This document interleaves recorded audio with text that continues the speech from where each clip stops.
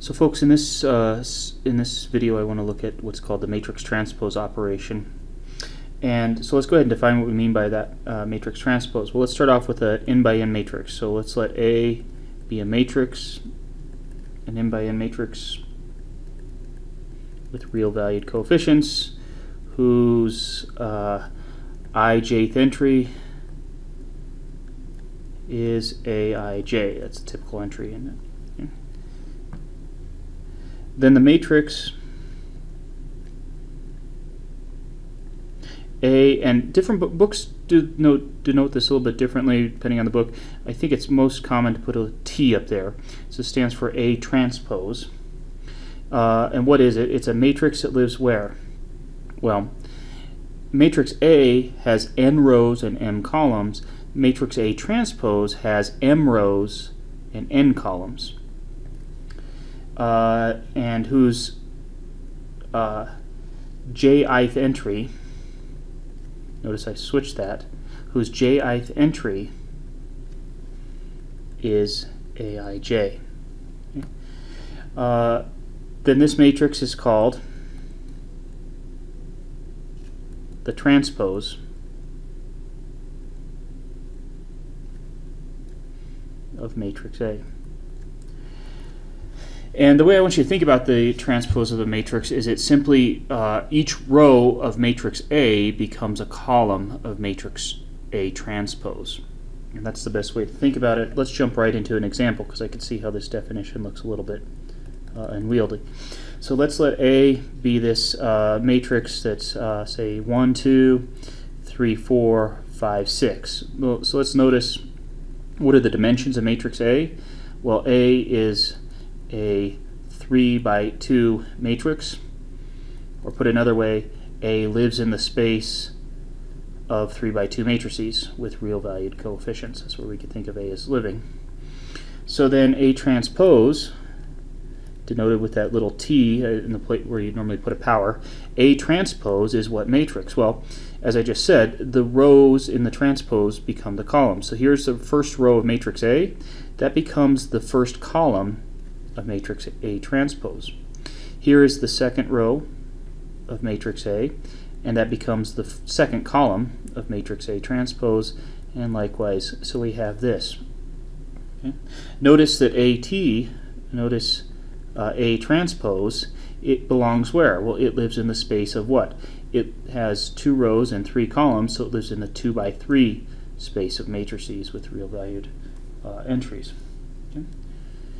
So they don't always, that doesn't necessarily mean that the transpose and A can't live in the same space. Let's look at this example here.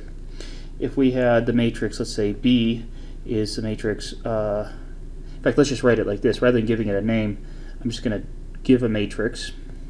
So let's call it 1, 2, or it's a matrix 1, 2, 3, 4. It's a 2 by 2 matrix, and let's take the transpose of it. So here's a matrix, and I'm asking you to take the transpose of it. So what are we going to do? To simplify this operation, we take the first row, and the first row becomes the first column, 1, 2.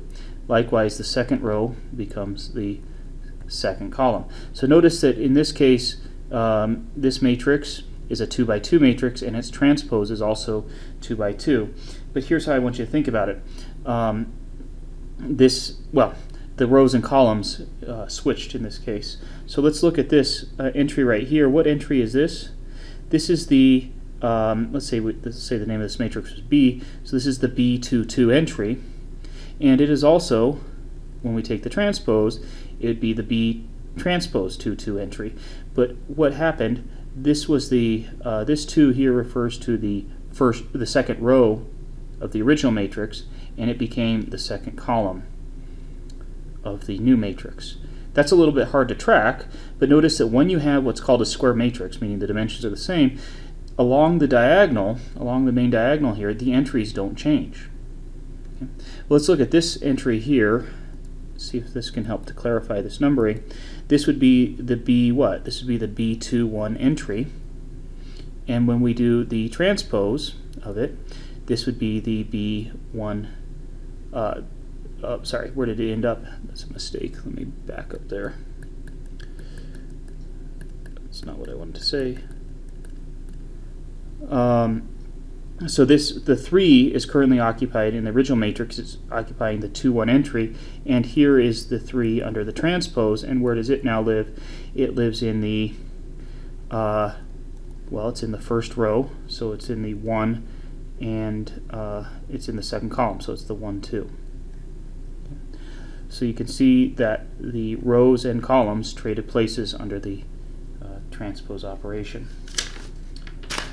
The last thing I want to say about this is if we look at, let's look at 2 specific types of matrices that we haven't yet given names to. So let's consider this matrix A, which is in the matrix space of 1 by 3 matrices with real valued entries. I'm going to give this type of matrix a name. Specifically when it has just one row, I'm going to call it a row vector. Okay, so some of you have had some of you have learned about vectors before. If you wish, you can think of a matrix or a vector as a certain type of matrix where it has either just one row or one column. So let's say A is this matrix right here, 1, 2, 3. So this is a 1 by 3 matrix as well as being a row vector. So there's two ways, two kind of lenses to look at it through. So if we were to take the transpose of matrix A, well, where does it live? Well, this originally matrix A has 1 row and 3 columns, so matrix transpose is going to have 3 rows and 1 column. Okay? And we're going to give this a special name, and we're going to call it a what? We're going to call it a column vector. So what does A transpose look like? A transpose looks like 1, 2, 3, where we have 3 rows, 1 column.